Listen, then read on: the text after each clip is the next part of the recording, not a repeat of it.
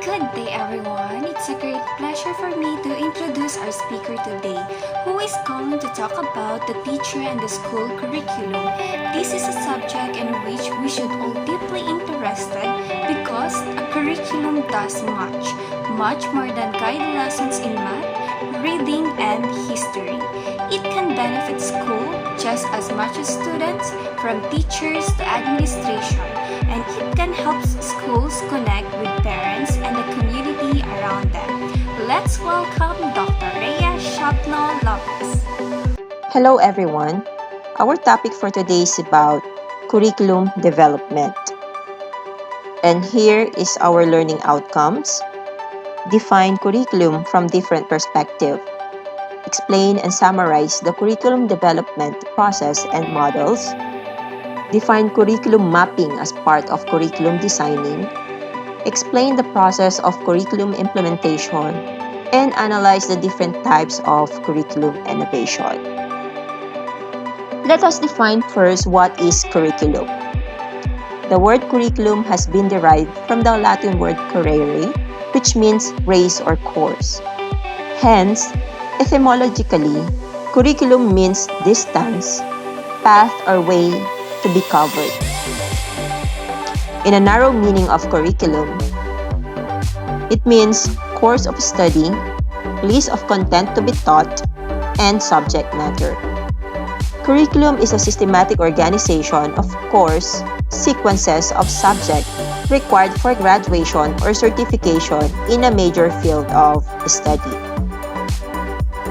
In the wider meaning of curriculum, curriculum is totality of experiences of each learner under the influence of school, according to Scheffler. According to MacDonald, curriculum is planned action for instruction. It is the tool in the hand of the artist to mold his materials or students according to his ideals or the objectives in his studio or schools, according to Cunningham. Curriculum is all of the learning students, which is planned by and directed by school to attain its educational goals. Schubert defines curriculum as the content of a subject, concepts and tasks to be acquired, planned activities, the desired learning outcomes and experiences, products of culture, and an agenda to reform the society. Then we have the elements or components of curriculum. There are many levels or names for curriculum design. Some would call it syllabus or a lesson plan. Some would call it unit plan or a course design.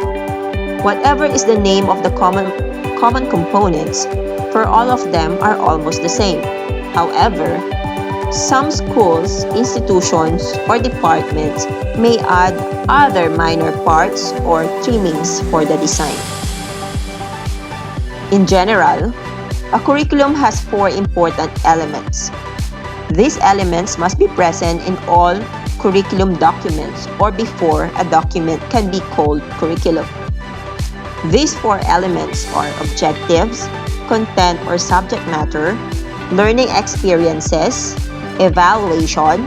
We have curriculum objectives, the first one. The curriculum aims, goals, and objectives spell out what is to be done.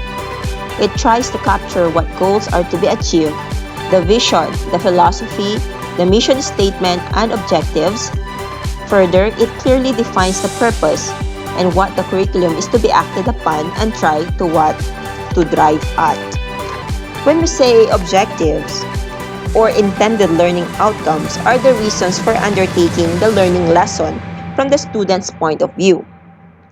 It is desired learning outcome that is to be accomplished in a particular learning episode, engaged in by the learners under the guidance of the teacher. As a curriculum designer, the beginning of the learning journey is the learning outcomes to be achieved. In this way, both the learner and the teachers are guided what to accomplish. The behavioral objective or the intended learning outcomes or desired learning outcomes are expressed in action words found in the revised Bloom's taxonomy of objectives by Anderson. from the development of the cognitive skills. For the affective skills, the taxonomy made by Krathwohl, and for the psychomotor domain by Simpson. Objective statement should be SMART. SMART should be S for the specific, M measurable, A attainable, R result-oriented, and T for time-bound. For a beginner, it would help if you provide the condition, performance, and extent or level of performance in the statement of the intended learning outcomes. The second element is the content of the curriculum. It contains information to be learned at school. It is an element or a medium through which the objectives are accomplished. Content or subject matter refers to the body of knowledge that the student will take away when the course is done. It must assure that the curriculum objectives are properly met. Again, third element is the strategies and methods of teaching or the learning experiences adapted by the teachers during instruction. It deals with the teaching-learning process, including methodology of teaching and learning experiences both within the institution and outside, learning environments, teachers' materials, as well as the students' materials. It uses also the so-called instructional strategies. And we say instructional strategies may refer in the form of activities, strategies, methods, or approaches that are useful in implementing the curriculum. In the fourth one, we have the curriculum evaluation. It refers to the process of placing value on a curriculum. Evaluation may focus on a curriculum's design, including content and process, its implementation or outcomes.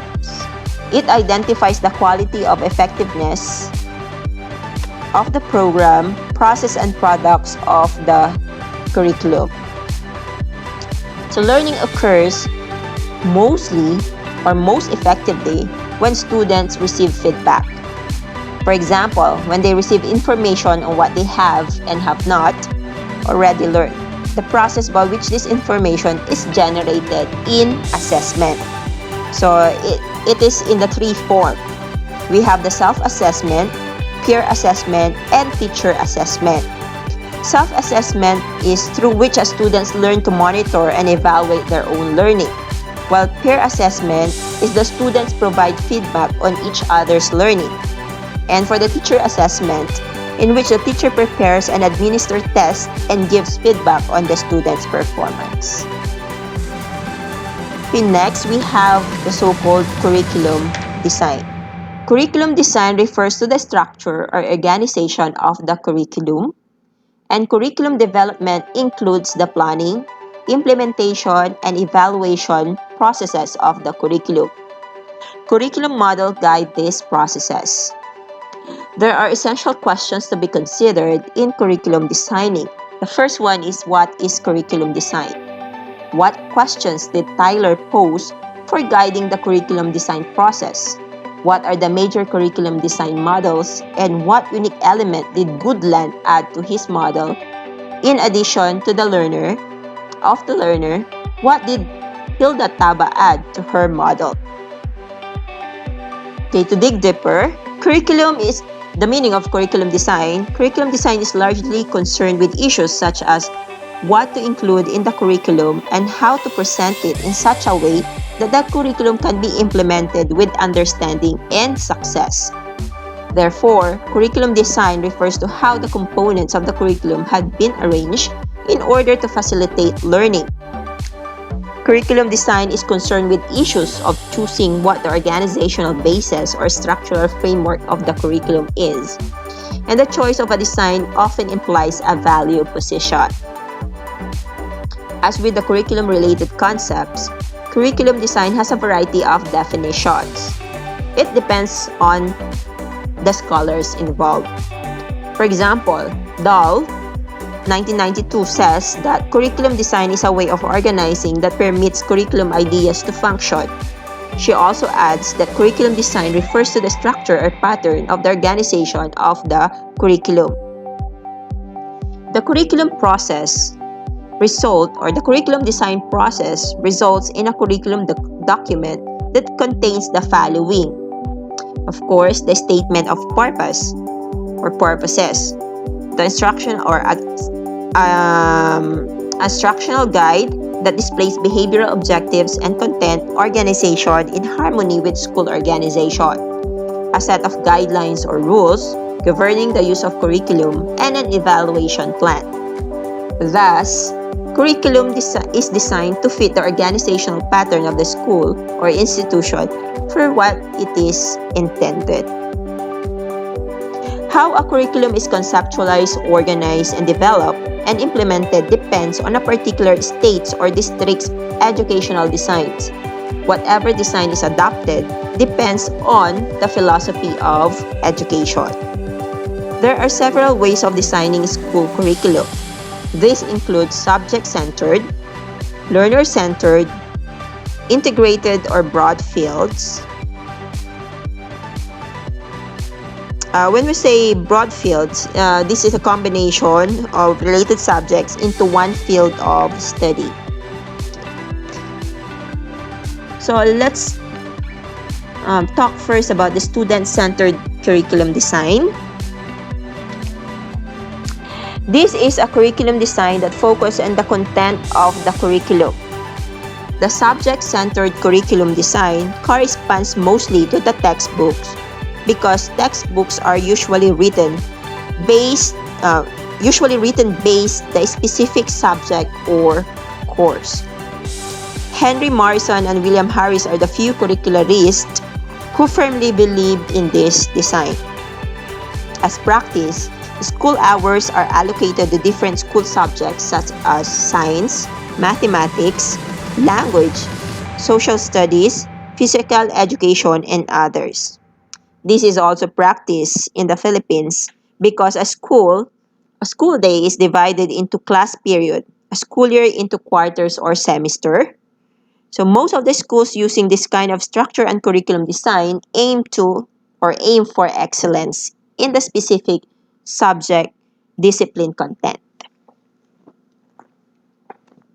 So we have here the advantages and disadvantages of this design into curriculum organization. These are the reason why some educators advocate for it while others criticize this design. Okay, as for the advantages, subject-centered is easy to deliver. Complementary books are written, support instructional materials are commercially available, and teachers are familiar with the format. As for the disadvantages, learning is compartmentalized. It stresses so much on the content that it forgets the student's natural tendencies, interests, and experiences. Then we have the second one. We have the learner-centered or the personalized curriculum design. Students who have varying needs, interests, and abilities may benefit from a personalized curriculum. Learner-centered curriculum design may take various forms such as individualized or personalized design learning. In this design, the curriculum is organized around the needs, interests, abilities, and aspirations of students. So we have here the advantages. The needs and interests of students are considered in the selection and organization of the content, and the design allows students to be active and acquire skills and procedures that apply to the outside world. For the disadvantages, the needs and interests of students may not be valid or long-lasting. They are often short-lived. The interests and needs of students may not reflect specific areas of knowledge that could be essential for successful functioning in the society. Okay, then we have the broad field integrated design. In this design, 2 or 3 subjects are unified into broad course of study. Actually, when we say broad field or integrated curriculum, these are interdisciplinary and it's under the variation of a subject-centered design. The design was made to cure the compartmentalization as I've said a while ago, that one of the disadvantages of subject design is that it is compartmentalized. So in order to solve this, so they resorted into this so-called broad field or integrated curriculum. So this organization is a system of combining or regrouping subjects that are related to the curriculum. So example, we have language arts, okay?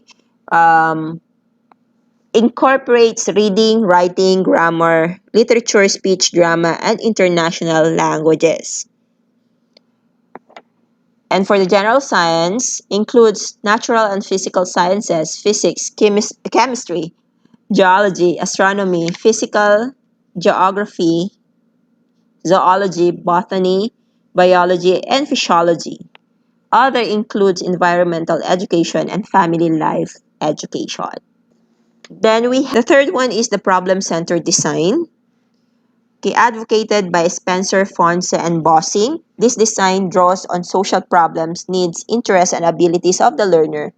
Problems are given emphasis on those that center on life situation and contemporary life problems. So it means that various problems are given emphasis in this particular type of design. So in this curriculum, content cuts across subject boundaries and must be based on the needs, concerns, and abilities of the students. Okay, so we have here some of the characteristics. Okay, the learner is capable of directing and guiding themselves in resolving problems. Thus, he becomes as an independent learner. He is prepared to assume their civic responsibilities through direct participation in different activities, and the curriculum leads the learner in recognition of concerns and problems in seeking solutions. He is considered problem solvers. School activities revolve around solution problems like poverty, drug problems, deterioration of values, environmental concerns.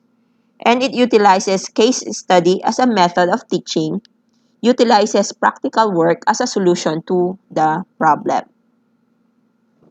Then we have this core curriculum design. We say core curriculum design is used to refer areas of study in the school curriculum or any educational program that is required by all students. Actually, the core curriculum design is under the umbrella or variation of problem-centered design. The core curriculum provides students with common learning or general education that is considered necessary for all. Thus, the core curriculum constitutes the segment of the curriculum that teaches concepts, skills, and attitudes needed by all individuals to function effectively within the society. Okay, these are the characteristics of a core curriculum design. Okay, the basic features of the core curriculum design includes the following. They constitute a section of the curriculum that all students are required to take. And the second, they unify or fuse subject matter, especially in subjects such as English, social studies, etc. Third, their content is planned around problems that cut across the disciplines. They are organized into blocks of time. The concept core curriculum is used to refer to areas of study in the school curriculum or any educational program that is required by all students. Actually, the core curriculum design is under or one of the variation of problem-centered design. The core curriculum provides students with common learning or general education that is considered necessary for all. Thus, the core curriculum constitutes the segment of the curriculum that teaches concepts, skills, and attitudes needed by all individuals to function effectively within the society. The characteristics of core curriculum design, we have the basic features of the curriculum design includes the following. So they constitute a section of the curriculum that all students are required to take. And number two, they unify or few subject matter, especially in subjects such as English, social studies, etc. Their content is planned around problems that cut across the disciplines. In this approach, the basic method of learning is problem solving using all applicable subject matter. And lastly, they are organized into blocks of time. For example, 2 or 3 periods under a core teacher. Other teachers may be utilized where it is possible. Here we have the curriculum design models. There are a variety of curriculum design models to guide the process. Most of the design are based on Ralph Tyler's work, which emphasizes the role and practice of objectives in curriculum design.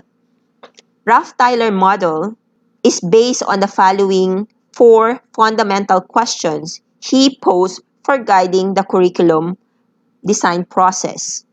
They are as follows. What educational purposes is the school seeking to attain? What educational experiences are potentially provided that are likely to attain these purposes?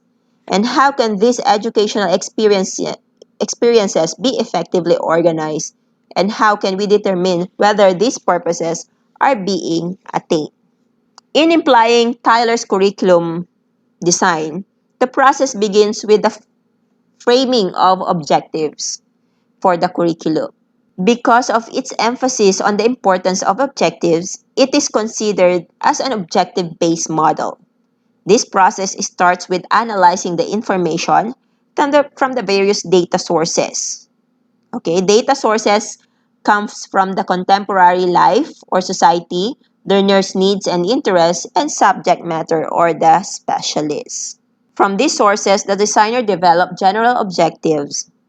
These are subjected to a screening processes using a philosophy of education and psychology of learning as the major screens.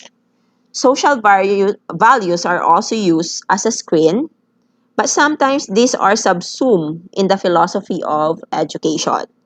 This yields a feasible number of objectives that are focused or in education. Specific objectives are derived from the general objectives. For each of the specific objectives, learning experiences are identified. And in this context, the learning experiences includes the subject matter, content, and learning activities. The next step is the organization of learning experiences. This is done to ensure effective learning takes place. The various principles of the organization includes the scope, sequence, integration, and continuity among others. The final step involves evaluation to determine the extent to which the objectives have been met. Feedback from the evaluation is then used to modify the learning experiences and the entire curriculum as found necessary. The next design is Hilda Taba, or the grassroots approach. Hilda Taba was born in Europe and immigrated in the United States during the tumultuous time in history that had a great effect on her view of education. She was initially influenced by progressivists John Dewey and Ralph Tyler, and one of her goals was to nurture the development of students and encourage them to actively participate in a democratic society. Taba's models was inductive rather than deductive in nature, and it is characterized by being a continuous process. Taba's model emphasized concept development in elementary social studies curriculum and was used by teachers in her workshop. She was able to make connections between culture, politics, and social change, as well as cognition, experience, and evaluation in curriculum development, particularly in the areas of teacher preparation and civic education.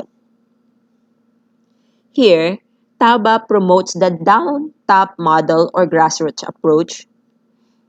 She argued that curriculum development should follow a sequential and logical processes, and she suggested for more information input in all phases of curriculum development. She also claimed that all curricula are composed of fundamental elements. The main idea of this model is that the students are the forefront of the curriculum. She believed that there must be a process for evaluating students' achievement of content after the content standards have been established and implemented. That's why it's called grassroots because it starts from the bottom. So usually or not normally, it's the highest officials or the administration um, design the curriculum. But for Hilda, she believed that it all starts with the student to the teacher up to the top management. And then, okay, next is the Wheeler model. D.K. Wheeler developed a cyclic model in reaction to criticism leveled at Tyler's model. The latter was seen as being so simplistic and vertical. By being vertical, it did not recognize the relationship between various curriculum elements. His cyclic proposal was therefore aimed at highlighting the interrelatedness of the various curriculum elements. It also emphasizes the need to use feedback from evaluation in redefining the goals and objectives of the curriculum.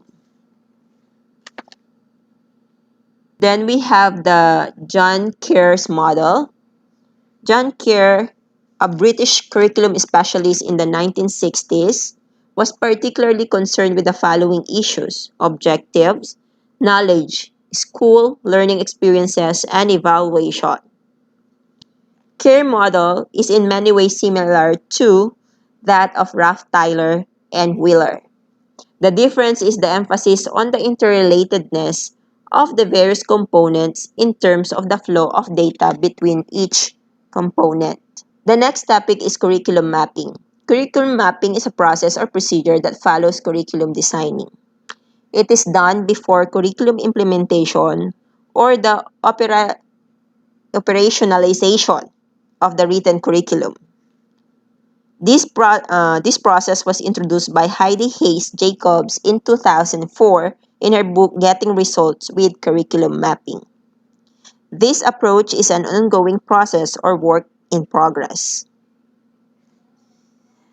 We can say also that curriculum mapping is the process indexing or diagramming a curriculum to identify and address academic gaps, redundancies, and misalignments for purposes of improving the overall coherence of a course of study, and by extension, its effectiveness, or a curriculum in the sense that the term is typically used by educators, encompasses everything that teachers teach to students in a school or course, including the instructional materials and techniques they use. How it is mapped. Curriculum mapping aims to achieve success over four goals. First is the vertical coherence. When a curriculum is vertically aligned or vertically coherent, what students learn in one lesson course or grade level prepares them for the next lesson, course or grade level. The next is horizontal coherence. When a curriculum is horizontally aligned or horizontally coherent, what students are learning in one ninth grade biology course, for example, mirrors what other students are learning in the different ninth grade biology course. Subject area coherence. When a curriculum is coherent within a subject area, such as mathematics, science, or history, it may be aligned both within and across grade levels. Curriculum mapping for subject area coherence aims to ensure that teachers are working toward the same learning standards in similar courses. Interdisciplinary coherence. When a curriculum is coherent across multiple subject areas such as mathematics, science, and history, it may be aligned both within and across grade levels. Curriculum mapping for interdisciplinary coherence may focus on skills, work habits that students need to succeed in any academic course or discipline. Okay, next topic is curriculum implementation. When we say curriculum implementation means putting into practice the written curriculum that has been designed in syllabi, course study, curricular guides, and subject. It is also called the process wherein the learners acquire the planned or intended knowledge, skills, and attitudes that are aimed at enabling the same learners to function effectively in the society. Here, this is the phase where teacher action takes place. It is one of the most crucial processes in curriculum development, although many education planners would say a good plan is work half done. If this is so, then the other half to the success of curriculum development rests in the hands of the implementer who is the teacher. Okay, curriculum implementation implies the following. Shift from what is current to a new or enhanced curriculum, change in knowledge, actions, attitudes, or the persons involved, change in behavior using new strategies and resources, and change which refers or requires efforts, hence goals should be advisable. So, Lux and Lieberman, 1983, defined curriculum implementation as the trying out of a new practice and what it looks like when actually used in a school system. It simply means that implementation should bring the desired change and improvement. In the classroom context, curriculum implementation means teaching what has been written in the lesson plan. Implementing means using the plan as a guide to engage with the learner in the teaching-learning process with the end in view that learning has occurred and learning outcomes have been achieved. It involves the different strategies of teaching with the support instructional materials to go with the strategy. So in the larger scale, curriculum implementation means putting the curriculum into operation with the different implementing agents. Okay? So, curriculum implementation takes place where? In a class, school, district, division, or the whole educational system. Or in higher education, curriculum implementation happens for the course, degree program, the institution, or the whole higher educational system. Curriculum implementation requires time, money, personal interaction, personal contacts, and support. We have the different categories of curriculum change a while ago. So here, McNeil in 1990 categorized curriculum change as follows. First, substitution. The current curriculum will be replaced or substituted by a new one. Sometimes we call this a complete overhaul. Example, changing an old book to entirely new one, not merely a revision. The second, we have the alteration. Okay, there is a minor change to the current or existing curriculum. For example, instead of using a graphing paper for mathematics teaching, this can be altered by using a graphic calculator. So that's alteration. For restructuring, building a new structure would mean major change or modification in the school system, using an integrated curriculum for the whole school. Okay. An example of that is when a curriculum will be restructured, when there is a significant involvement of parents in the child, instead of leaving everything to the teacher. We can say that using the in-school or off-school or the blended curriculum is an example of restructuring. Sorry for the spelling, it should be restructuring. Okay, perturbation, changes that are disruptive, but teachers have to adjust to them with fairly short time.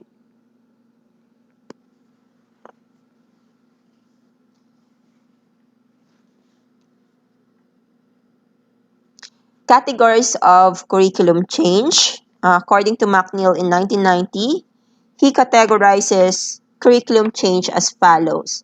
The first one, we have the substitution.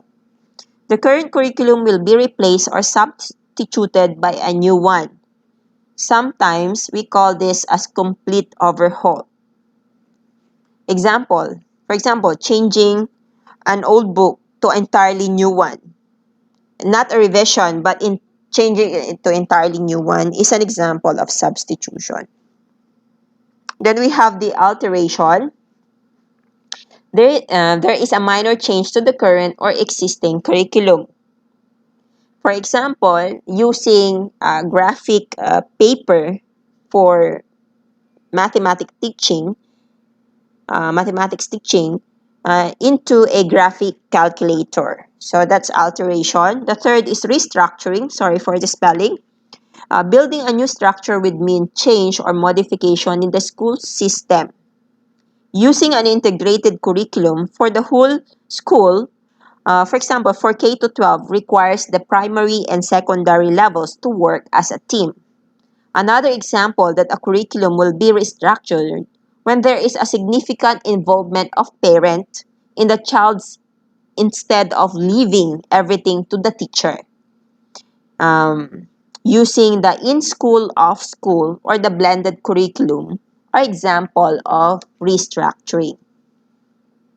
The fourth one, we have these perturbations. These are the changes that are disruptive, but teachers have to adjust to them within a fairly short time.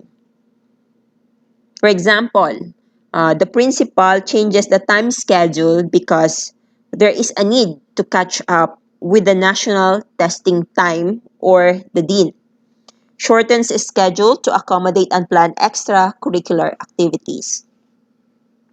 Then we have the value orientation. Um, this is a type of curriculum change, according to McNeil.